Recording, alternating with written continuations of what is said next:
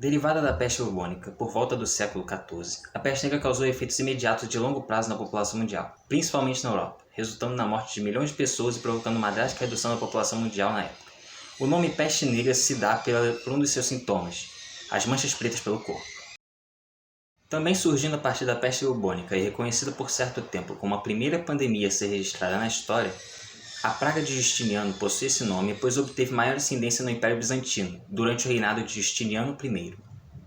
Tal qual a peste negra, o número de vítimas foi elevado, correspondendo a cerca de 26% da população mundial na época. Originária na cidade de Hussao, na China, por volta da década de 50, a pandemia de H2N2 provocou o falecimento de cerca de 1 milhão de pessoas ao redor do globo. Também é caracterizada por ocorrência de duas ondas, a primeira afetando as crianças após as férias de verão e retomada das escolas, e a segunda a qual foi mais letal aos idosos. Uma pandemia ainda presente na sociedade, a tuberculose é uma das infecções mais mortais do planeta. Estima-se que apenas em 2019, quase 23 mil pessoas foram vítimas dessa enfermidade. Apesar de haver cura e prevenção, muitas pessoas continuam a não buscarem tratamento. Além disso, muitas dessas vivem em condições precárias e sem saneamento básico. A febre amarela foi o maior problema de saúde pública do país desde meados do século XIX até quase meados do século XX.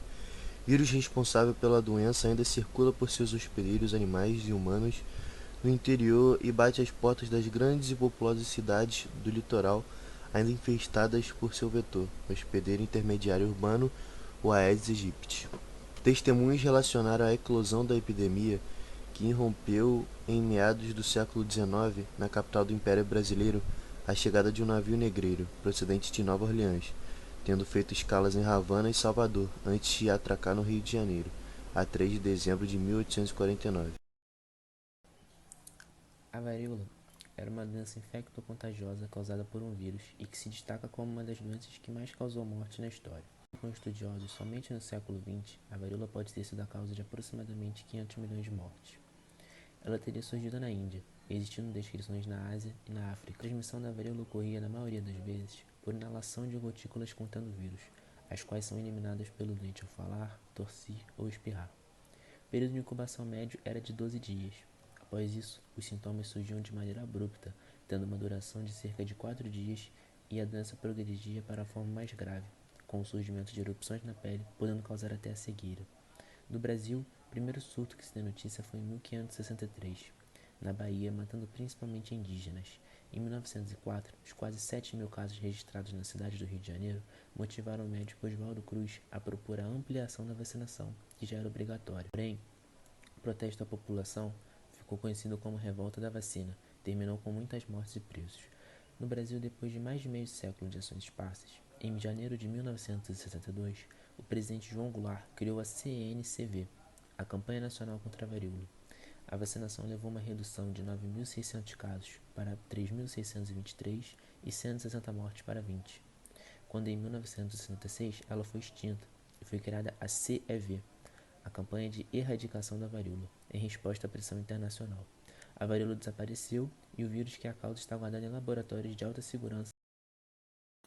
Conhecida como Grande Gripe ou como Gripe Espanhola, teve início em janeiro de 1918. Inicialmente se restringiu à Europa e aos Estados Unidos. No entanto, em alguns meses já estava espalhada pelo mundo, tendo mais de 50 milhões de mortes. Não se sabe ao certo a origem da gripe, mas sabe-se que ela se iniciou de uma mutação do vírus influenza, que se espalhou das aves para os humanos. Os historiadores acreditam que a gripe tenha chegado no Brasil em setembro de 1918. Especula-se que chegou por meio de um navio que saiu da Inglaterra, passando por Lisboa, atracando em Recife, Salvador e Rio de Janeiro. Rapidamente, a doença se espalhou pelo resto do país, afetando principalmente o Rio de Janeiro e São Paulo. No total, no Brasil tiveram aproximadamente 35 mil mortes. Como não existia nenhuma forma de curar a doença, os médicos passavam alguns remédios para amenizar os sintomas. Esperavam o corpo reagir. As recomendações na época eram que evitassem aglomerações, contato físico e lavassem frequentemente as mãos, assim como na pandemia do Covid-19. O cientista Carlos Chagas, escolhido para comandar o combate da pandemia, conseguiu instalar 5 hospitais emergenciais e 27 postos de atendimentos. Apesar das medidas e dos novos hospitais, ocorreram mortes em massa que trouxeram sérias consequências. A falta de direitos hospitalares forçou o amontoamento de pacientes no chão e corredores das enfermarias, onde muitos morriam antes mesmo de serem atendidos. Os hospitais não permitiam visitas e nos enterros eram permitidos mais próximos. As casas funerárias não davam conta da quantidade de falecidos e faltavam caixões. As pessoas morriam e seus corpos ficavam nas portas de casa esperando que carroças ou caminhões os buscassem, e os que não tinham identificação eram despejados em valas ou eram queimados. Os doentes eram tantos que em muitas atividades sofriam por não ter quem as desempenhasse, e também veio a falta de produtos e a inflação. De repente, em outubro de 1918, a gripe começou a amainar no Brasil. Os infectados se recuperavam, os doentes pararam de morrer e aos poucos a vida voltava ao normal.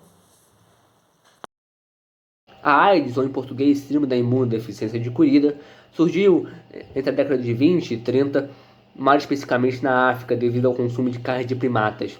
Teve seu primeiro possível caso identificado em 1959 no Congo. Em 1968 teve seu primeiro grande número de mortos, mais especificamente na Suécia e nos Estados Unidos. Nesse caso, tratava-se de homens homossexuais, e por isso, em 1981, o CDC, o Centro de Prevenção e Controle de Doenças dos Estados Unidos, nomeou a doença como GRID, em português significa desordem imunológica relacionada ao homossexualismo. Porém, em 1982, ou seja, no ano seguinte, o próprio CDC identificou casos em mulheres, em homofílicos e homens heterossexuais e por isso renomeou a doença como AIDS. No Brasil, o primeiro caso identificado ocorreu em 1983, mais especificamente em São Paulo. Tratava-se de um jovem homossexual que apresentava febre, perda de peso, pneumonia e linfonodos. Mas para o Ministério da Saúde, a doença não apresentava traços de epidemia e por isso ele preferiu focar em outras doenças como a malária que assolava um país na época. Na contramão dessa atitude, a Secretaria de São Paulo, a pedido de entidades que lutavam pelos direitos dos homossexuais, criou uma grande força-tarefa para investigar os casos na cidade.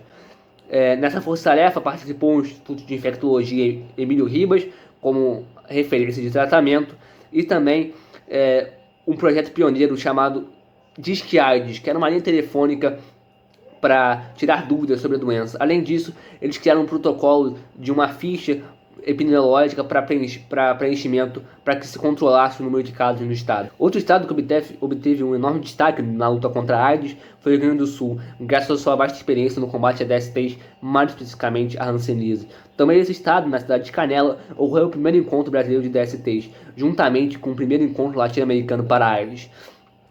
Os médicos desses encontros resolveram colocar como slogan uma adaptação do lema do governo Sarney, que era tudo pelo social, foi alterado para tudo pelo sexual. O objetivo era chamar a atenção do Ministério da Saúde e do governo federal, que haviam tido uma postura um tanto quanto negligente no início da disseminação da doença. Graças ao sucesso dos eventos, o Ministério da Saúde iniciou a distribuição de materiais informativos não só no país, mas fora do país, no Panamá. Se São Paulo e Rio Grande do Sul merecem destaque pelo combate à pandemia, o Rio de Janeiro merece destaque porque foi pioneiro na investigação da doença. Em 1982, a Fiocruz iniciou um estudo para a verificação da resposta imune da AIDS. Porém, nesse período não existiam grandes recursos institucionais direcionados já a esse projeto. E por isso, o então pesquisador que a liderava, Bernardo Galvão, precisava desviar recursos e reagentes de outros projetos para continuar essa pesquisa. Só em 1985, quando o Tajaruca assumiu a presidência da Fiocruz, que a AIDS começou a ser uma prioridade. No governo Sarney, o Ministério da Saúde foi designado para o médico Carlos Santana,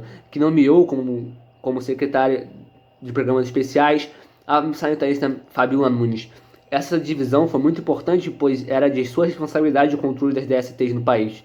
Ela tomou decisões importantes, como a implementação da ficha epidemiológica idealizada pelos médicos de São Paulo em todo o país. E também implementou nas cadeias de TV e rádio a famosa campanha Sócrates, que nada mais tratava de uma campanha publicitária com o jogador e médico Sócrates falando sobre a AIDS. A partir da criação de um setor exclusivo para a AIDS no Ministério da Saúde, nasceu a Comissão Nacional de DST, AIDS e Hepatites Virais, que contava com integrantes de movimentos sociais pelo direito dos homossexuais, médicos e devotos de algumas vertentes religiosas. Ele funcionava apenas para consulta e poderia ajudar o Ministério da Saúde a definir estratégias de combate à doença. Ele também viria a exercer um papel importantíssimo na formação do SUS, pois era de sua responsabilidade o controle social. As políticas públicas de combate à AIDS alcançaram seu auge, seu ápice na década de 90 e contaram com a coalizão de diversos setores da sociedade, como destaquei na formação do Conselho Nacional de DSTs, AIDS e Hepatites Virais. Graças a isso, esse foi um pontapé inicial para que o Brasil se tornasse uma das principais referências no combate à AIDS no mundo.